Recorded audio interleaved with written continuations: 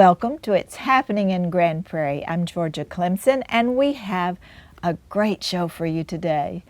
And we'll get started with our first guest, Mr. Andy Henning with the City of Grand Prairie. Welcome, Andy. Well, thank you for having me. It's great to always be here. Oh, yes. Andy, tell us your official title with the city. I am Director of Design and Construction for all of our municipal facilities. Wow, that is a big job. Right now it Right is, now, yes. yes, because there is so much happening in Grand Prairie. I know that we could talk about a lot of things, but so many of our viewers have their eye on the Epic Central area because there's so much happening out there.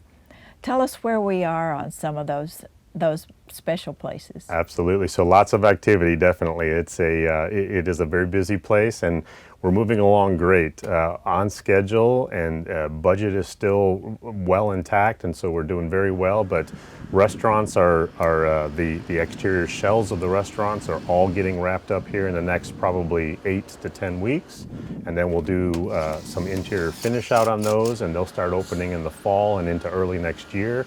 The hotels are all starting to go vertical, and the conference centers. So we're really, Chicken and Pickles open and doing really well. And so, yes, just lots of activity, lots of excitement out there. Yes, and you know, so much excitement. And how many acres does that cover? We're about somewhere between 12 and 13 acres total, yes. 12 and 13. And for those of who might have just gotten here, it's between the Public Safety Building and the Summit in that general vicinity. Correct, right along the 161 frontage road, yes. Yes. Mm-hmm. Now, what our viewers want to know is all about the food. Tell us. Yeah, we've got some great restaurants. Loop 9, which is our barbecue restaurant. We're working with Larry Levine, who was the founder of Chili's. And Larry's brought a great concept to us, and that's a restaurant that we're actually doing the interior finish out on also, so it's really taking shape right now. It'll be our first restaurant to open, which will be probably around the Labor Day holiday. And then Milkshake Concepts is a group that is a really booming group in the Dallas-Fort Worth area. Mm-hmm. They're going to bring 4 options to us. The Finch, which is an American type cuisine. Mm-hmm. Vidora, which is a really lovely Mexican fare. And then what they're calling Serious Eats, which are the big, 48-inch diameter pizzas. Oh, wow. And so they're going to do Serious Pizza, Serious Shakes, which will be some really ornate milkshakes, yes. And then Serious Sliders. And then their last concept is Poached, which is going to be an all-day breakfast concept. And then we have our 6th restaurant that is still looking for a tenant. And we're obviously talking to a lot of different people, but that will be a very special place too once it's done. Yes. Now the serious food, that's sort of like a mini food hall, isn't it? It is. Yeah, that's a great analogy. Yeah, there'll be 3 different concepts within the same building, and then that building also has the event lawn stage associated with it, and so that stage faces both out to the exterior for the event lawn participants who would be watching, but then it also faces into the interior of their dining area. And so that's a really unique concept that'll be fun for everybody. Yes, and right out there, all of those restaurants will have access to the view looking out onto that little pond, right? Yes, and that little pond's getting a really nice water show. It's amazing. We're working with a group called OTL, and they're out of California, but one of the premier water show designers in the United States. And that is taking shape nicely. It'll be done for the Labor Day holiday also. And so once those first restaurants open, that water show will also be available. And we'll probably run some shows early on for that too. Oh, that is so exciting. I know I got so many questions about that at the summit as we'd be walking around and could look out there and where they had taken the pond down, mm-hmm. and you could see all of that equipment out there. Yeah, and what's really neat about that is all that equipment will eventually be underwater. So yes. You won't even see any of the equipment, but you'll just see obviously the beauty of that show popping up from the water level. And we can look forward to September to maybe having that completed. And that's all, yes, that's all to the tunes of music. There'll also be projection. We'll actually be able to form a water screen, and we'll project light and shows onto that screen so people will be able to see visual effects as well as the music and water effects. And Andy, you know, you really, if somebody says, well, I'm on a budget, I can't go to the restaurant every night to watch the show, it will be visible, really, if you're just at the Epic Central or walking around that path. That's exactly correct. Yes, that water show is a open to the public free Yes. event. Our event lawn will have some beautiful seating areas, and our boardwalk that runs along the water will all be available for people to come out and just hang out, enjoy the atmosphere, and take in the show. Absolutely. And of course, from the Epic, they'll have a great view as well. Absolutely, yeah. That's the beauty of the water show, is that it's actually two-sided, and so anything that you see on the new development side will be visible from the Epic and Epic Water side also. That is so exciting. And that's in September, so hopefully it'll be cooler by then. Yes, that's correct. And can you tell us anything else that we need to know about the Epic Central construction? Absolutely. I think the other important thing to note is that we will have some very fun interactive technology elements out there also. A particular piece that we call the portal is going to be a video screen, a life-size video screen that you will be able to walk up to and interact with, and you'll see some augmented reality on there. So you might be watching the water show, and if you're looking at the portal simultaneously, you may see a large fish or whale come up out of the water, and you're going to want to kind of take a second glimpse around this portal to see, am I really seeing what I'm seeing? But it's all augmented reality in that case, so some fun stuff. Technology gets complicated, but it's so much fun. It is. And then we obviously also have kind of what we'll call a second phase, which are the hotels. And so we have the hotels in the convention center. We have a 7-story and a 6-story. It'd be a Homewood Suites and a Hilton Garden Inn.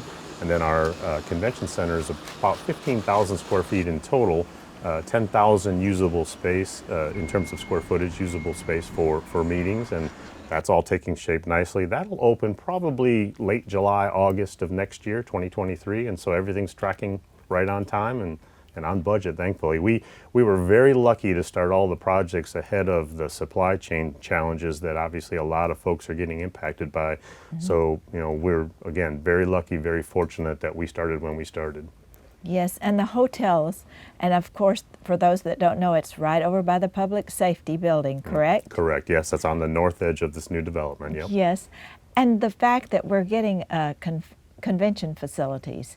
We have had the Ruthie Jackson Center, of course, and we've had other venues as well, but to have one with a hotel where you can actually bring some people in, that is so exciting. Absolutely. You know, there's obviously the concern of a lot of the events that they have in some of these large banquet halls. You know, it involves some alcohol at times, and so the beauty is that now folks won't have to drink and have to get home. They'll have that opportunity to go right into the hotel.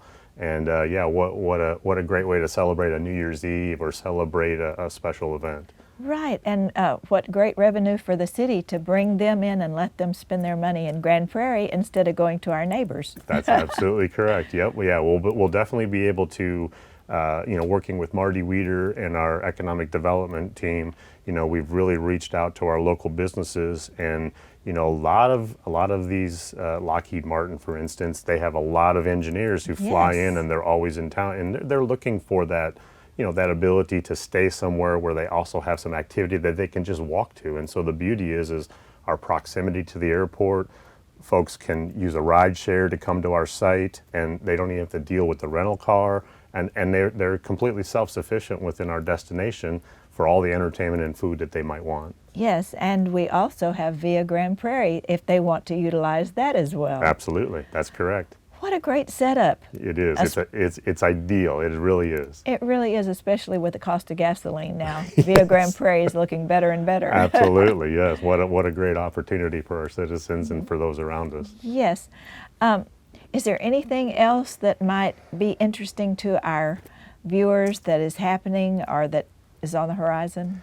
You know, we have Boulder, obviously, even though it's somewhat separate from the development that we're specifically talking about. Boulder, just right around the corner, is taking great shape, and you know, they're looking to probably open in that September timeframe also. So there's this fall is going to be an exciting time out in that whole area. It's going to just really start blossoming into that destination that we've all really been excited to see take shape. Yes, and future expansion of playground as well. Absolutely, great point. Yes, yeah, we've got another phase of that happening right now. The Tranquil Adventures, which is for the autism spectrum, and yeah, what a nice job our Parks Department was doing on that. So, Andy, you manage and overlook the city construction, not all of the construction, correct? Correct. Yeah. If it is a municipal project that the Yes. city's involved in, yeah, all the private development is obviously handled in a different way. But yes, I mean, fortunately, we have plenty going on with just municipal projects to keep me on my toes.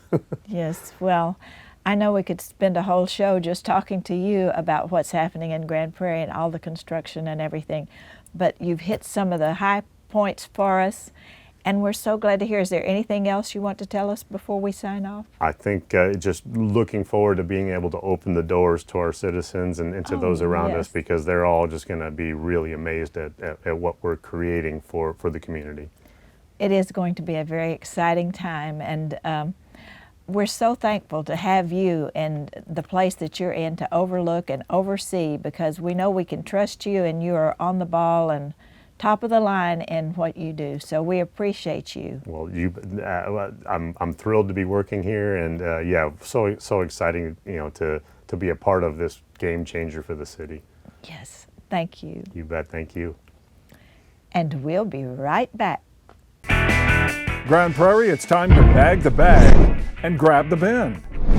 The city is no longer collecting recycled items in plastic bags because plastic bags damage processing equipment. Instead, use your recycling bin to hold items for pickup. And remember, only glass bottles and jars, metal cans, and paper products are okay. For more information, please visit gptx.org/recycling. Welcome back, and welcome to our next guest, Chip Namey with the City of Grand Prairie, our downtown manager. Welcome, Chip. Thank you, Georgia. It's great to be here. Tell us just 1 minute, how long have you been in this position? So I've been in this position for about 6 weeks now. 6 So weeks? I'm brand new to this position, but I've been with the city for almost 20 years now. Yes, because you were formerly at the Ruthie Jackson Center, correct? Yes, ma'am. I did 15 years as a general manager at the Ruthie Jackson Center from the time we opened. And then I moved over to the Parks Admin Building, and I was the business operations manager in Parks. Yes, and you've done such an excellent job for us. We're so glad to have you here today to tell us what is happening downtown. Well, thanks. I'm glad to be here, and I'm excited about what's going on downtown. Well, tell us something. Okay. Well, as I said, I've been in the position for about 6 weeks now. The city has a focus on downtown. That's why they hired the position for downtown manager. We're looking to bring revitalization or vitalization into the downtown area, concentrating mainly on the corridor along Main Street between 161 and Beltline. One of our first initiatives that we've started since I've taken over is we've begun a music series called Music on Main. It's on the first Thursday of each month at our farmers market, which is another one of our great assets in downtown. The concerts run from 6 until 7:30. It's a little bit earlier in the evening, but the idea is that we want people to come down, enjoy the area, enjoy the lawn, enjoy the music, but also have time to still go out and eat at one of our great downtown restaurants. So that's the drive behind that. Oh, that's a great idea. And I know you've already had one, but one will be coming up soon. Yes, correct? ma'am. Our next one will be July the 7th. So the first Thursday of each month, we're going to do one in July, one in August, one in September, and then our finale will be in October. Music on Main series at the Farmers Market is one part of our Music on Main initiative. The Music on Main hashtag, or branding, as you might say, really encompasses all music up and down Main Street, not just this concert series. So if there's music playing at our Firehouse Gastro Park, that's part of our Music on Main initiative, and we're working with those partners there. If there's a concert or music happening at the Uptown Theater, again, Music on Main. We recently got designated as a music-friendly city in Grand Prairie, and this is part of the overall initiative for that. that we work in conjunction with our Tourist Information Center, with our Visit Grand Prairie folks, and also other partners across the city. The folks out at Traders Village, when they bring concerts in, that's part of our initiative for a music-friendly city. So we're really concentrating on the arts, and downtown's a big part of that. Yes, I love being a music-friendly city. We've always been, but Sarah Dodulek did the work to make it happen, didn't she? She certainly did, and she's an amazing partner. It's really, we're lucky to have her, and I've learned a lot from her in a very short amount of time in this role. Yes, she did a great job. Now, what else can we expect? Everybody wants to know what may be coming that's new, where we can go eat that's different. Well, it's funny you say that. We recently were able to help introduce a young entrepreneur to the landlords of the former Gordo's place. Gordo's Barbecue closed down. They have retired. And we introduced a new young entrepreneur that's going to bring a ceviche-focused menu with fresh fish, really different for us in downtown, something very exciting, and we're looking forward to that coming in the next few months. That sounds great. And how about Zavala's? Do they ever have music? They don't necessarily have music yet, but they are in the process of planning their Zavala's Bash, which will take place in late August. It will actually be at the Firehouse, but it's, again, a great partnership from our downtown community working together, the Firehouse Gastro Park and Jason Smith with Joe Zavala and Zavala's Restaurant. You know, Zavala's made the top 50 on Texas Monthly's list. Yes. And I've had the privilege of being over there a time or two visiting with Joe and seeing people come in. The last time I was there, someone from Wisconsin came in and treated Joe as if he was a celebrity because they knew of Joe and they came to Grand Prairie because of Zavala's Restaurant. And so we had the opportunity to share with them some of the other great things to do in Grand Prairie. And now they make all the seasonings and everything, have made those available. That's so exciting. Yep. It's, you know, what a success story Zavala's is. And Joe Zavala, again, talk about young entrepreneurs and a local Grand Prairie guy. You know, born and raised in Grand Prairie. So that's really special. It really is. Now, you've told us about what we can do in July, August, September with the Music on Main. And as we start getting closer to the holidays, is there anything special for downtown? Well, we do have our Christmas tree, and we'll do a little bit more along with the ceremonial lighting this year. I think we had a pretty good crowd last year, and we want to expand on that. You know, the mayor's gracious enough to come out and help us with that. And we'd like to do that. We are looking at some other opportunities. I'm not quite ready to share exactly what those are, but look for more to come in the next few months regarding Christmas and the holiday season along Main Street. We really want to expand that, and we want to get as many people downtown as we can. Of course, that will be fun. Now, Chip, the area where Calvary Baptist Church was, or is, and I know they're in transition, are going to move. What are the plans? Do we have any plans for that? We are in the process of reviewing some proposals that will be brought forth to council in the coming months for the development of that land. And it's almost 5 acres of land, and it's right in the core of our city. And it's very exciting what a lot of the proposals include.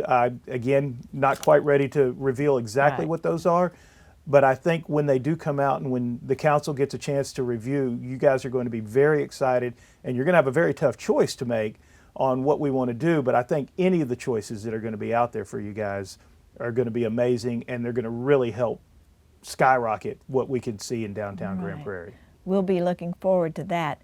And also, Chip, we might have a change of the way Main Street looks in the future, correct? That's true. Our traffic and transportation department has been working very hard on a project of taking back Main Street from the state. You know, Main Street is a state highway currently, and that limits us on some of the things that we're able to do from a festival standpoint, from parades and things like that. It's difficult, and there's a lot of hoops that you have to jump through to get the state to allow you to close down the road or to alter traffic patterns.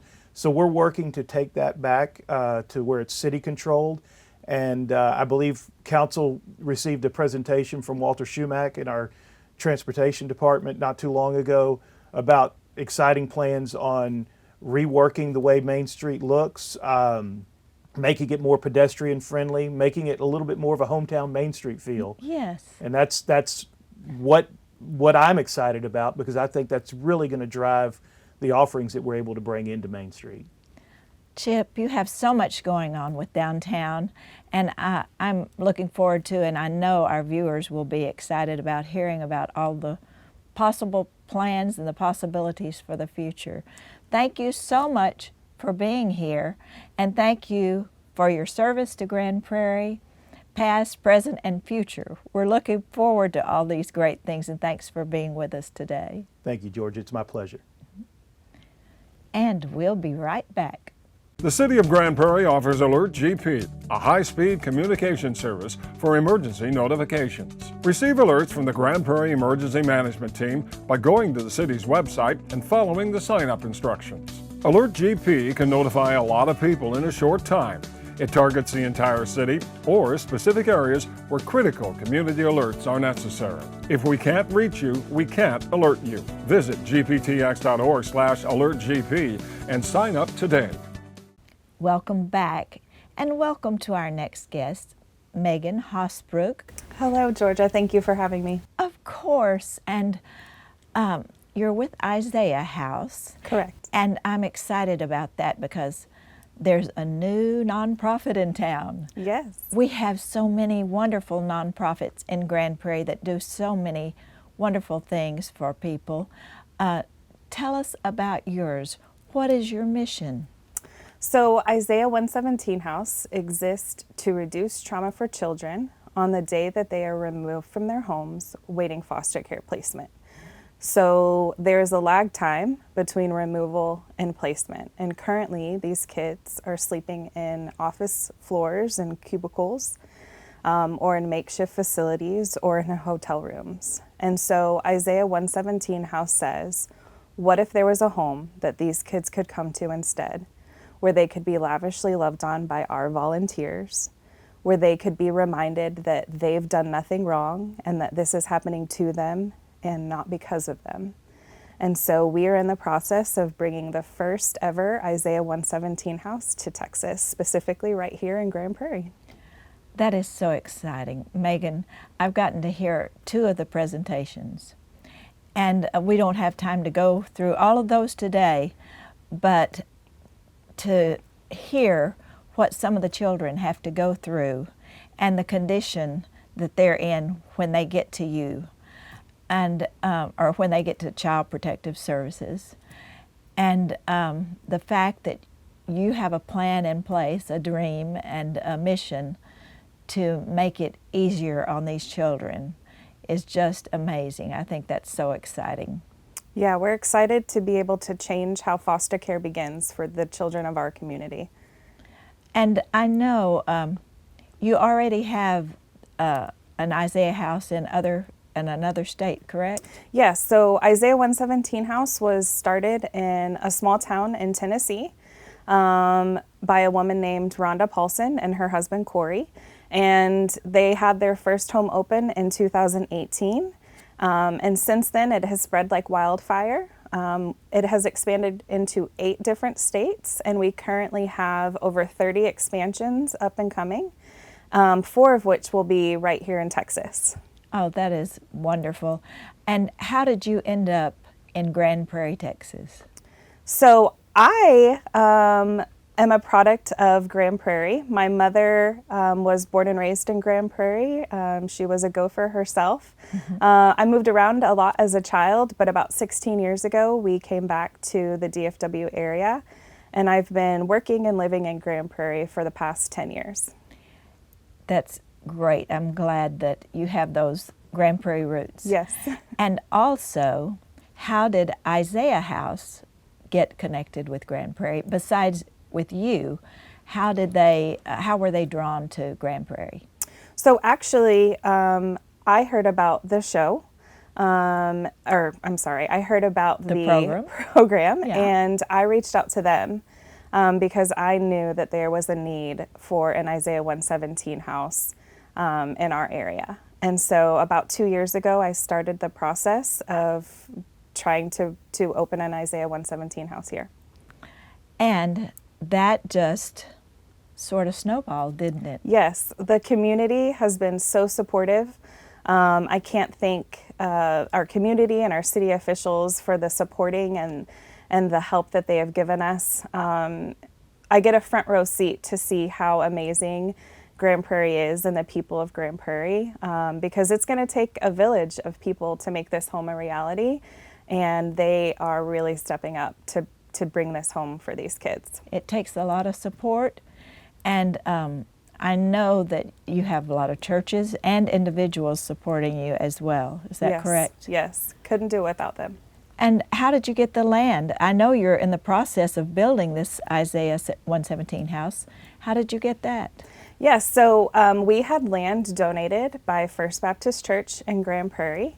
And then we also had a builder step up who said that they would help us build this home. And so currently we are in the process of doing all the things needed. They had the land survey just recently, and the lot's going to be cleared hopefully in the next few days. And so we are rocking and rolling, and the house will hopefully be here before we know it. And before we know it, what would be kind of your target date? We are hoping to have the house ready by the beginning of next year. Wow, that Yes. is fast. Yes, very fast. That is fast. And I assume that you're going to have people that will live there and take shifts as far as being in charge. Is that correct? How does that work? Yes, so no one will actually live in the home. It will all be volunteer based, and so we are going to need an army of volunteers who will help us care for the children or clean the house after they leave and landscape, all the things that a normal house would need, plus a little bit extra.